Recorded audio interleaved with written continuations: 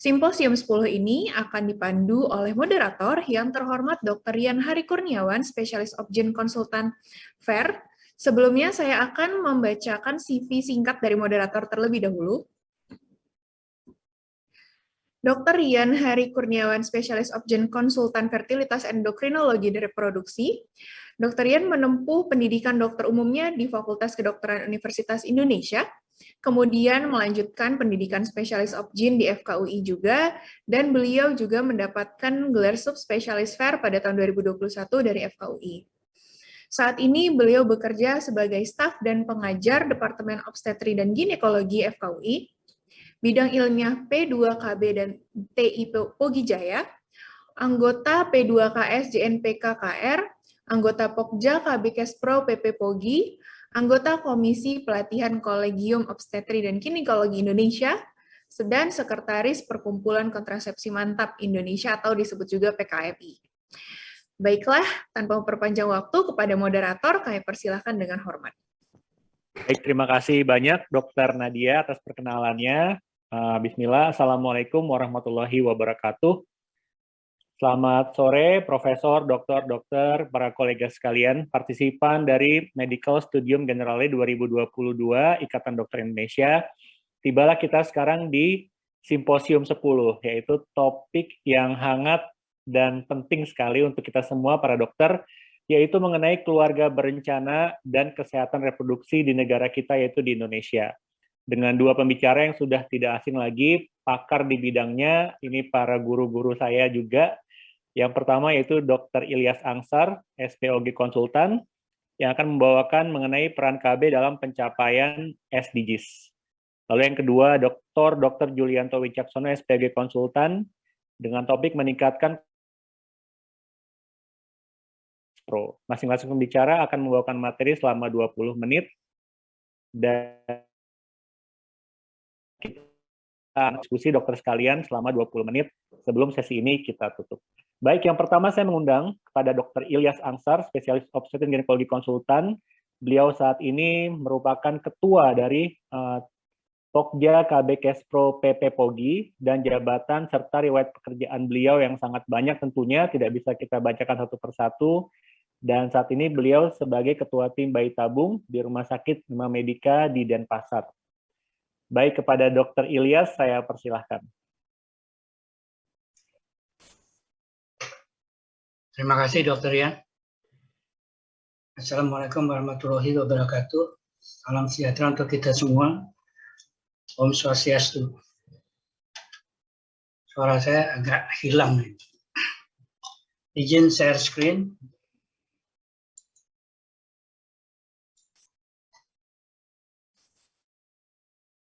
Sudah kelihatan, Dr. Rian? Sudah, Dok. Jelas. Ya. Jadi peran KB dalam pencapaian tujuan pembangunan berkelanjutan atau SDGs. Menurut WHO, KB adalah tindakan yang membantu pasangan suami istri untuk menghindari kehamilan tidak diinginkan, mendapatkan kelahiran yang memang sangat diinginkan, mengatur jarak kehamilan, membantu pasangan suami istri untuk melahirkan pada usia yang ideal, dan menentukan jumlah anak dalam keluarga. Kemudian yang dimaksud dengan kontrasepsi adalah alat atau obat untuk mencegah kehamilan. Sedangkan menurut Undang-Undang Republik Indonesia Nomor 52 Tahun 2009 tentang perkembangan kependudukan dan pembangunan keluarga, pengaturan kehamilan adalah upaya untuk membantu pasangan suami istri melahirkan pada usia yang ideal, memiliki jumlah anak yang ideal, mengatur jarak kelahiran anak yang ideal dengan menggunakan alat atau obat kontrasepsi. Tujuan pembangunan berkelanjutan atau SDGs ini merupakan kelanjutan dari tujuan pembangunan milenial yang sudah dimulai pada tahun 2000 sampai 2015. MDGs ini berisi 8 tujuan dengan 50 target. dengan maksud mengurangi masalah sosial ekonomi sampai separuh dari kondisi 2005. Kemudian MDGs dilanjutkan dengan SDGs, yaitu tujuan pembangunan berkelanjutan atau Sustainable Development Goals untuk periode 2015 sampai 2030. Ini ada 17 tujuan dengan 169 target.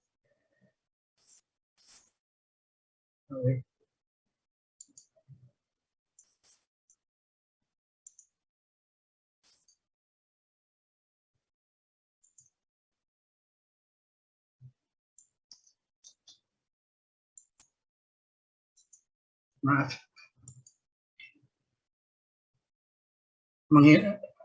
Tujuannya adalah menghilangkan masalah sosial ekonomi sampai tidak ada warga yang ketinggalan, tidak ada yang tetap miskin.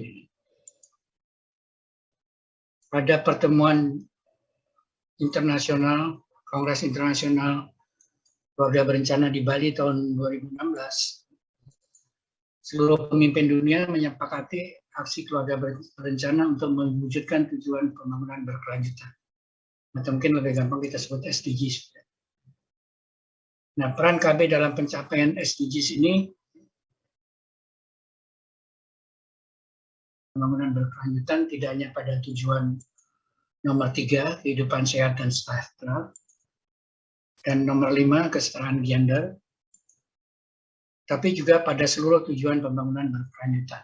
Jadi 17 tujuan ini semuanya sebetulnya dapat dicapai dengan cepat melalui salah satu adalah dengan keluarga berencana.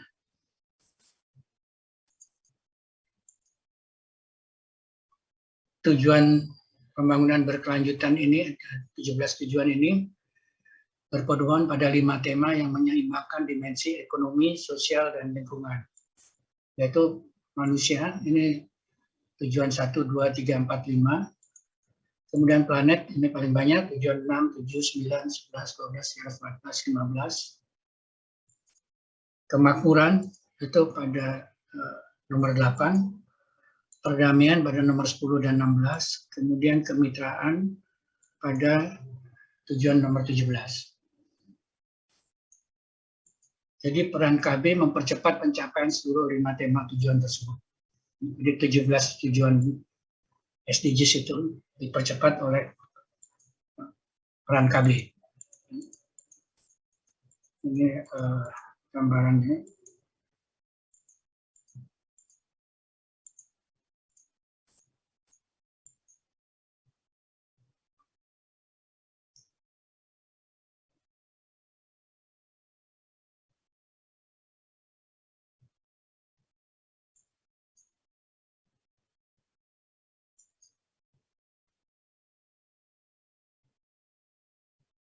Kemudian manusia, ada tujuan 1, 2, 3, 4, 5. KB mempengaruhi orang dalam banyak cara. Yang paling mendasar adalah memajukan hak asasi manusia.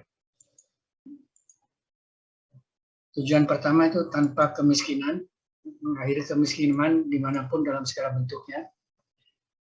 Ini KB dengan membantu mengurangi laju pertumbuhan penduduk, sehingga itu akan otomatis mengurangi kemiskinan. Yang kedua, tanpa kelaparan, KB berkontribusi pada peningkatan hasil gizi, antara lain juga dengan MAL, metode aminorelaksasi, yang bisa menimbulkan gizi yang bagus untuk bayi. Kemudian tujuan ketiga adalah kehidupan sehat dan sejahtera. KB dapat mencegah kematian ibu. Jadi dari simposium 4, 7 selalu berbicara tentang kematian ibu. Jadi ini mencegah kematian ibu, meningkatkan kesehatan perempuan dan anak dengan mengurangi proporsi kehamilan yang dianggap risiko tinggi, menurunkan jumlah kehamilan yang tidak diinginkan, KTD, Kemudian membantu perempuan melahirkan anak pada saat yang paling sehat dalam hidup mereka. Jadi ini tadi yang disinggung oleh Prof. Ovi dan Prof. Eri dan Prof. Ova pada simposium yang sebelumnya. Jadi bagaimana melahirkan anak pada saat yang paling sehat dalam hidup mereka. Kemudian yang paling penting adalah menekan laju pertumbuhan penduduk. KB dapat mencegah terjadinya penyebab tidak langsung kematian ibu, yaitu yang terkenal dengan kehamilan 4 terlalu tua, usia hamil di atas 35 tahun, dapat menyebabkan persalinan lama, perdarahan yang membahayakan ibu dan janin, kelainan pada janin karena kualitas sel telur yang menurun, kemudian terlalu muda, ini tadi disebut usia ibu hamil di bawah 20 tahun, secara psikologis belum siap memiliki anak sehingga cenderung terjadi keguguran dan kelahiran prematur. Kemudian terlalu banyak jumlah anak lebih dari 3 orang dan terlalu dekat jarak anak antar kelahiran kurang dari 2 tahun. Jadi WHO sudah menetapkan bahwa jarak kelahiran itu minimal 2 tahun. Terlalu banyak dan terlalu dekat berpotensi mengakibatkan persalinan lama, kelainan letak, perdarahan, dan ruptura uteri. Seperti Prof. Ovi tadi sampaikan bahwa punya anak banyak bukan berarti jam terbangnya tinggi. Jadi, justru risiko kematian ibu tinggi pada hamilan yang paritas tinggi. Nah, ini angka kematian ibu yang tadi disebut berulang-ulang. Survei penduduk antar sensus tahun 2015 itu kita di 305 per 100.000 kelahiran hidup. Sedangkan tujuan pembangunan milenium pada tahun 2015, targetnya harusnya AKI itu 102. Kita 305. Ini sudah berpuluh-puluh upaya dilakukan dari zaman Safe Motherhood sampai sekarang. Belum juga turun-turun, kita sudah kena lagi dengan target pada 2030 sebanyak 30 angka kematian ibu. Jadi yang 2015 saja belum tercapai, apalagi 2030.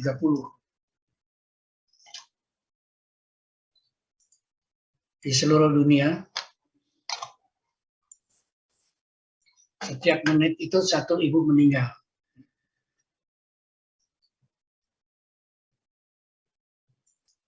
Di Indonesia, setiap jam 2 ibu meninggal. Tapi ini data pada tahun 2012 bahwa Indonesia itu sudah menduduki ranking, sudah meningkat 2 ranking ya, dari ranking 4 menjadi ranking 6 untuk AKI tertinggi di dunia. Jadi kita dulu nomor 4 tertinggi jumlah penduduknya, setelah Cina, India, dan Amerika. Tapi kita dulu nomor 4 tertinggi juga angka kematian ibunya.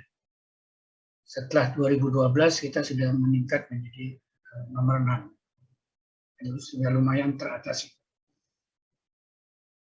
Strategi penurunan AKI berdasarkan Safe Motherhood, KB merupakan salah satu pilar dari Safe Motherhood.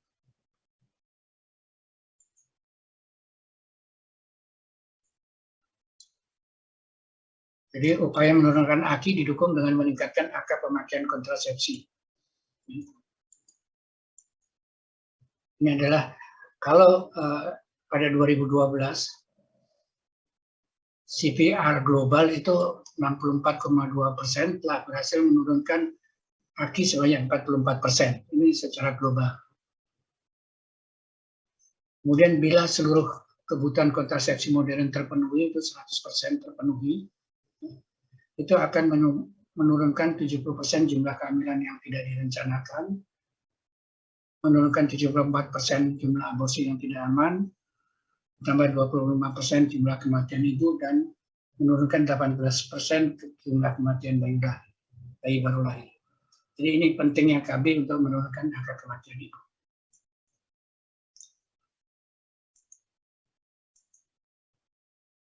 Kemudian tujuan nomor 4, pendidikan berkualitas. Ini tadi yang disebut-sebut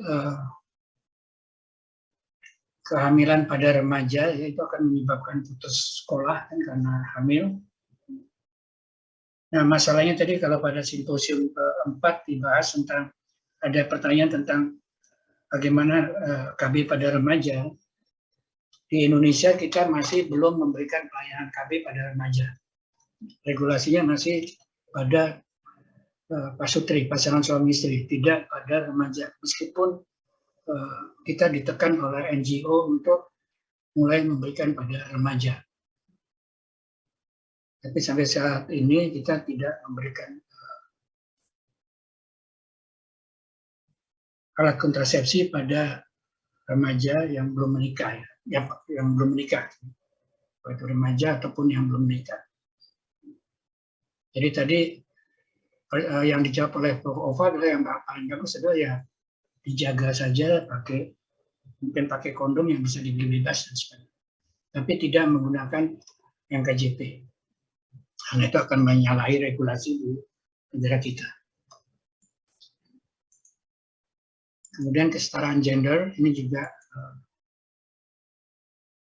KB mendukung hak semua orang, terutama perempuan, untuk dia bisa menentukan keinginan reproduksinya. Kemudian tema yang kedua, planet. KB memiliki peran penting dalam gerakan kesehatan planet ini, terutama dalam menekan laju pertumbuhan penduduk, ya, hingga bisa mengurangi dampak pertumbuhan penduduk terhadap banyaknya pemakaian air dan sanitasi. Kemudian juga untuk energi bersih dan terjangkau, kalau kita bisa menekan laju pertumbuhan penduduk, kita akan bisa mencapai energi bersih dan terjangkau. Demikian juga untuk industri, inovasi, dan infrastruktur.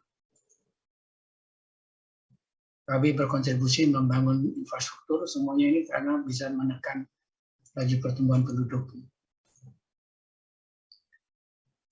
Kemudian kota dan pemukiman yang berkelanjutan.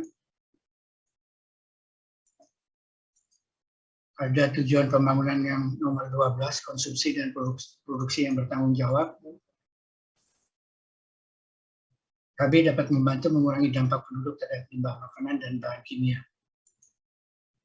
Kemudian pada penanganan perubahan iklim,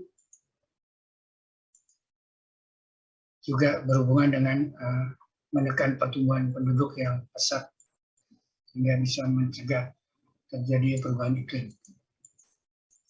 Kemudian juga pada tujuan pembangunan ke-14 dan 15, ekosistem kelautan dan ekosistem daratan. Ini semua karena kita bisa mencegah pertumbuhan penduduk. Kemudian kemakmuran, ini pada tujuan pembangunan berkelanjutan nomor 4. KB berkontribusi pada pertumbuhan ekonomi dengan memfasilitasi perubahan struktur usia suatu negara. Tadi sudah disebut-sebutkan tentang perubahan usia oleh Prof. Eri, ya, tentang bonus demografi, kemudian struktur usia suatu negara.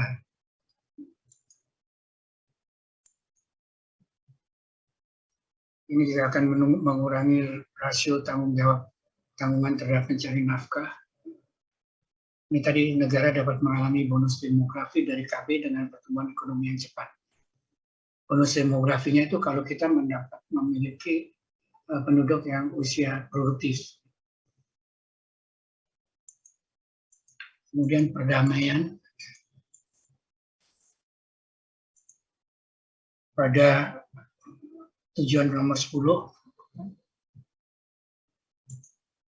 berkurangnya kesenjangan. Biasanya ini terjadi pada penduduk yang miskin, yang tinggal di daerah pedesaan atau di daerah kumuh perkotaan, atau orang-orang yang hidup dengan HIV, kemudian orang-orang yang kehilangan tempat tinggal karena penggusuran. Tapi sebetulnya kesenjangan miskin kaya untuk penggunaan kontrasepsi itu di Indonesia tidak tidak ada karena alokon disediakan oleh pemerintah. Jadi masyarakat tidak perlu membeli alokon. Hanya mungkin distribusinya yang tidak merata sehingga masih terjadi kesenjangan kaya miskin di kota dan pedesaan. Kemudian nomor 16, perdamaian dan kemitraan. Jadi ini KB berkontribusi pada seluruh tujuan pembangunan berkelanjutan.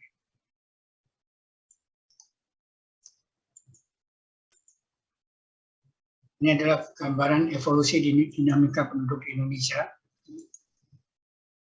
Ini digambarkan dalam 4 megatrend utama. Yang pertama, pertumbuhan penduduk. Populasi Indonesia sekitar 264,1 juta. Ini diperkirakan akan terus meningkat menjadi sekitar 318,9 juta pada tahun 2045. Tapi pada tingkat yang lebih lambat, terutama kalau kita bisa memberi layanan KB pada seluruh penduduk pasangan usia subur. Kemudian perubahan struktur umur tadi yang disinggung-singgung masalah bonus demografi. Tapi nyatanya Prof. Eri dan saya itu satu generasi. Kita lahir pada tahun yang hampir sama. Mungkin saya lebih tua dari Prof. Eri setahun. Sebetulnya sudah tidak produktif yang kita harapkan yang 15-64 tahun ini.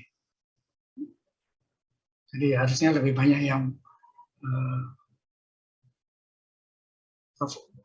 kelompoknya Prof. Ova ke bawah, Prof. Ovi ke bawah, bukan Prof. Eri atau saya. Gitu. Kemudian urbanisasi dan tumbuhnya kelas menengah dan disparitas antar wilayah. Jadi kecenderungan yang digambarkan dalam 4 megatrend tersebut mempunyai pengaruh besar terhadap tujuan pembangunan berkelanjutan. Program KB di Indonesia dikelola oleh 2 lembaga. Kalau dulu kita hanya tahu BKKBN, tapi sekarang Kemenkes, ya dari segi penyediaan pelayanan, supply side, kegiatan utamanya menyediakan kesiapan Fasiankes, tenaga kesehatan, jaminan kesehatan, obat dan alkes kecuali alokon. Ini masih banyak masyarakat ataupun para pembuat keputusan juga masih belum tahu perbedaan antara 2 lembaga ini dalam pelayanan KB. Kemudian BKKBN yang dulu paling populer dengan masalah KB, ini dia hanya melayani dari segi permintaan, demand side. Kegiatan utama menyediakan alokon dan pergerakan masyarakat, promosi informasi motivasi.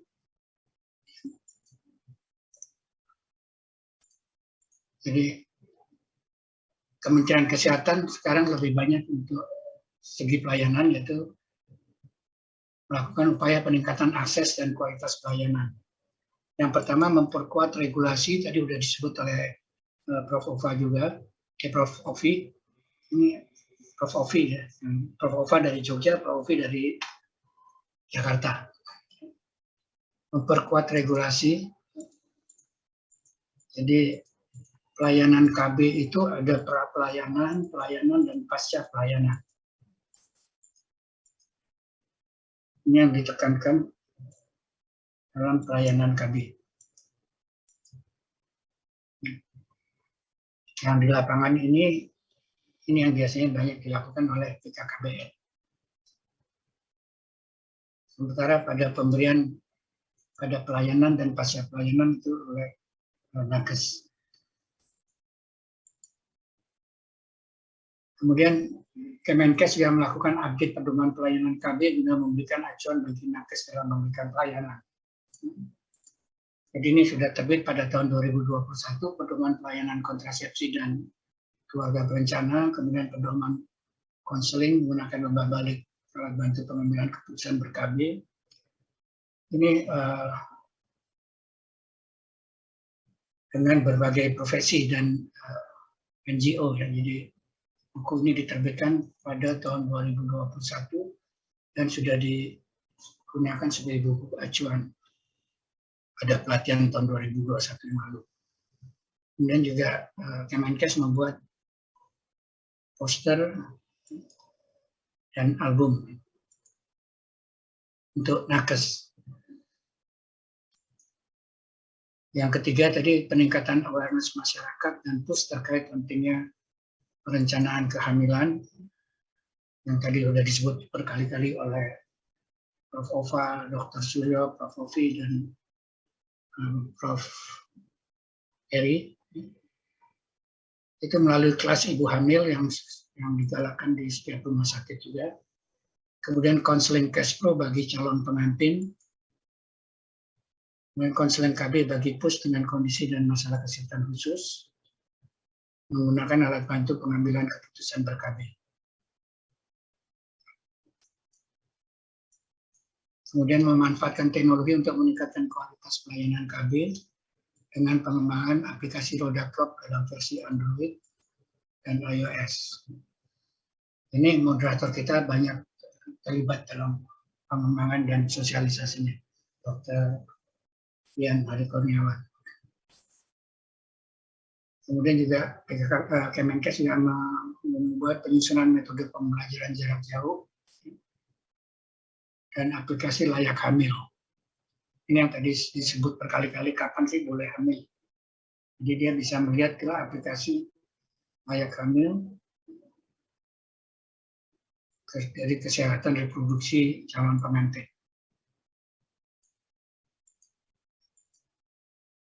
Kemudian juga peningkatan kapasitas nakes melalui sosialisasi pedoman KB WHO yang disebut Four Cornerstones. Ini sudah kita terjemahkan kriteria kelayakan medis untuk penggunaan kontrasepsi dari WHO ini edisi terakhirnya pada 2015. Kemudian rekomendasi praktik terpilih pada penggunaan kontrasepsi edisi ketiga tahun 2016. Kemudian ABPK ini sudah dari 2006, belum ada revisi yang terbaru. Kemudian buku pedoman global keluarga berencana ini yang terbaru ada 2018. Kemudian juga orientasi Roda Clock. Roda Clock ini adalah ringkasan dari buku kriteria kelayakan medis untuk penggunaan kontrasepsi. Yang tebalnya 266 halaman, di versi cetaknya menjadi seperti ini, dan ada versi aplikasinya tadi. Dibuat seperti roda ini untuk memudahkan nakes di Indonesia yang terbiasa menggunakan pregnancy wheel untuk menghitung umur kehamilan. Biasanya di setiap puskesmas ada. Ini supaya mereka juga tidak menjadi asing menggunakan roda clock ini.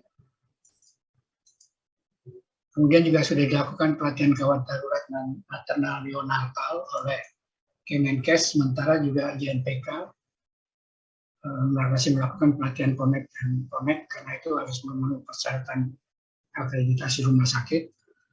Kemudian ini pelatihan KIA dan KB menggunakan buku KB yang sudah dilakukan pada bulan ini untuk tahun 2022, tadi sudah disampaikan oleh Prof. Ovi.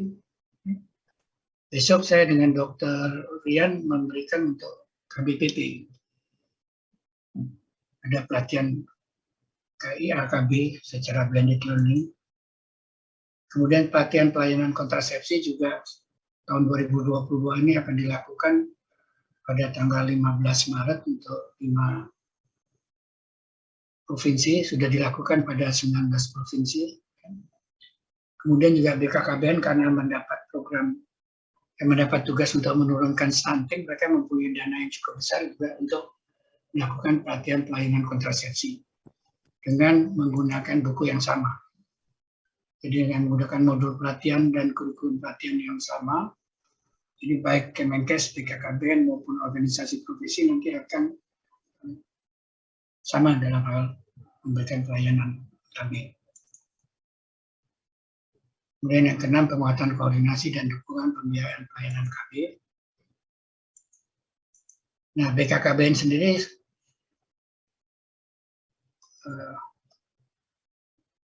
dari segi demand, dia menyediakan sarana penunjang pelayanan KB kit AKDR, itu BKKBN yang akan menyediakan, juga kit pencabutan implan, kit vasektomi tanpa pisau. Ini 3 kit ini untuk di puskesmas. Kemudian laparoskopi dengan monitor, dan kursi ginekologi juga akan ada di puskesmas. Jadi peran dokter umum tadi nanti akan banyak dilibatkan dalam pemasangan IUD dan implan, karena pemasangan AKDR dan implan, karena jasa pelayanannya ada di puskesmas. Ya. Di rumah sakit tidak ada jasa pelayanan dari BPJS untuk pemasangan AKDR dan implan. Selama ini yang terbanyak... Ilyas, masih 2 menit lagi, dokter. Berapa menit? 2 menit lagi, dokter. Kemudian BKKBN juga menyiapkan alokon. Ini AKDR ada 2 macam, yang interval dan yang untuk postpartum. Kemudian implan 1 batang, ini yang terbaru disiapkan oleh BKKBN. Yang 2 batang ada 3 jenis yang mungkin akan sampai di puskesmas. Kemudian suntik KB, ini ada yang terbaru, suntik KB yang progestin only, ini 3 bulanan, dulu dikenal sebagai Depo-Provera, dan yang terbaru ada suntik KB kombinasi 3 bulanan. Ini baru ada di Indonesia, produksi oleh PT Hersens, belum ada di luar Indonesia. Kemudian pil kombinasi masih tetap menggunakan yang generasi kedua. Kemudian pil progestin. Ini semua disediakan oleh BKKBN, sehingga calon akseptor itu tidak perlu membeli alokonnya. Jadi program KB berdampak tidak saja pada kesehatan ibu dan anak, tetapi juga berdampak jangka panjang kepada semua aspek tujuan pembangunan berkelanjutan.